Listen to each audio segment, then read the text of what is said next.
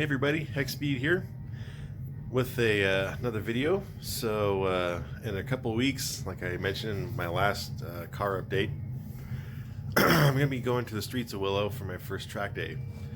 So there's a number of things I need to get done to the car before I can take it to the track.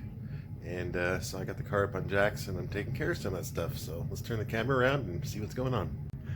Alright, so the first thing I got done today was I got all the brakes bled all the way. When I did the pads and the rotors and the brake lines, I bled the brakes, but it didn't like flush the whole system out. So I got the whole system what I believe to be pretty flushed. The fluid coming out looked pretty clear, so I got some synthetic fluid in it now.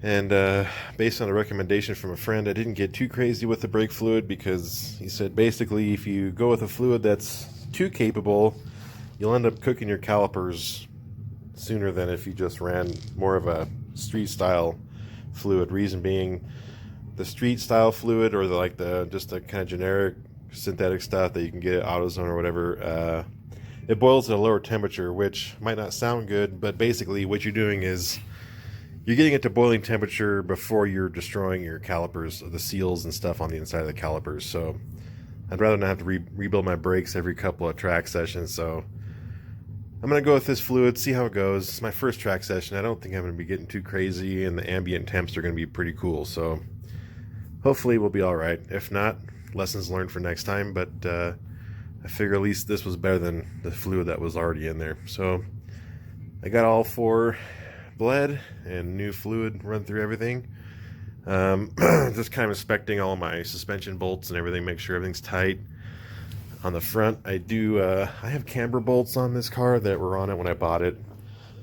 Not a real huge fan of those, but I had them adjusted all the way positive camber just to keep the tire wear minimal.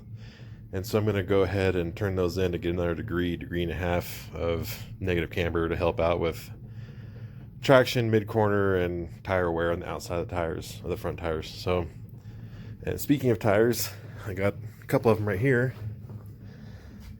Every time I look at these things, I'm kind of blown away. They're freaking huge. So, believe it or not, that one on the left is supposedly a 285, and the one on the right is a 325. These tires are huge. That looks nothing like any 285 I've ever seen before. To me, it looks more like a 295, or maybe even a 305.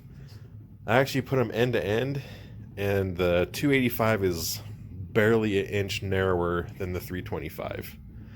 So that translates to about 20 millimeters, 25 millimeters. So they're really, if these are an official 325, then these are really more like a 300 to a 305 with tire, and I believe it. They're freaking huge. And as you see, this is a 10-inch wide wheel, and there's like no stretch at all. They're pretty much straight walls on the sidewalls. So same thing with the 11s, and that's also kind of why the rears are 19 by 11, and the sidewall looks very similar to the front, which are an inch narrower. So there is a stagger here, but it's not huge. It's only a 1 inch. It's only a 1 inch stagger, so not a huge deal. I mean, it's a car I'm still learning. It's my first track day, so I need to go out there with some car that's like got a wicked setup on it. This will cause a little bit of push because it's got a smaller front tire, which is kind of a good thing when you're learning how to drive performance cars. You don't want to get into a car that's tail happy right away. So anyways, these tires are just huge. I still laugh when I see it because it's literally as big a tire as you can fit in this thing. And I actually did find a couple of rub marks. I can't hear any rubbing. Well, I didn't get any on this side. On the other side, there's a couple little graze marks. You can tell that the rear tire is rubbing just a little bit right there. That's the only spot it's rubbing though. And up front, looks like I'm getting a little bit of rub on full lock, but that's only at full steering lock. I need to turn my flashlight on.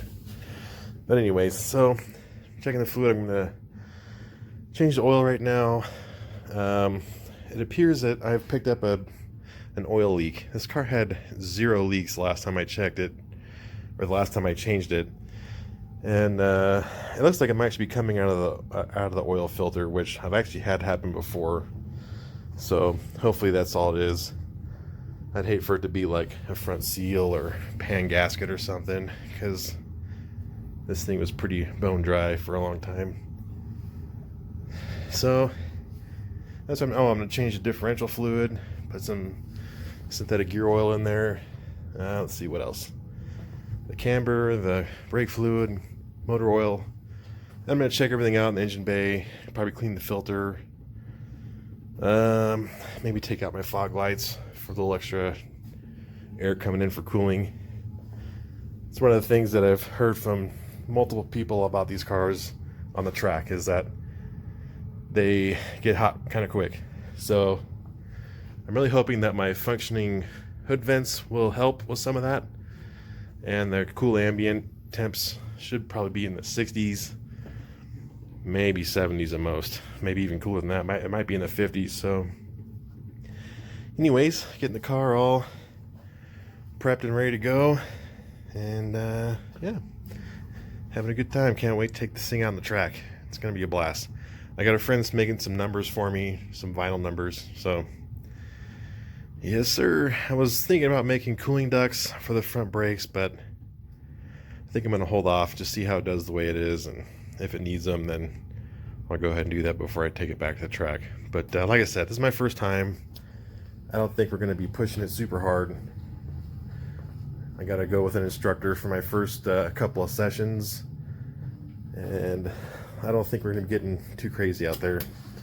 Plus, like I said, the ambient temps should be nice and cool, so that should help. Anyways, that's it for my prep check. That's it for my track prep video. Hope you guys enjoyed it, and if you have any questions, let me know, and hopefully in a couple of weeks I'll have some footage from the track, and a friend of mine is going to loan me one of his cameras, so hopefully we can get some onboard footage of me going around the track. So anyways, we'll see you guys next time. Thanks.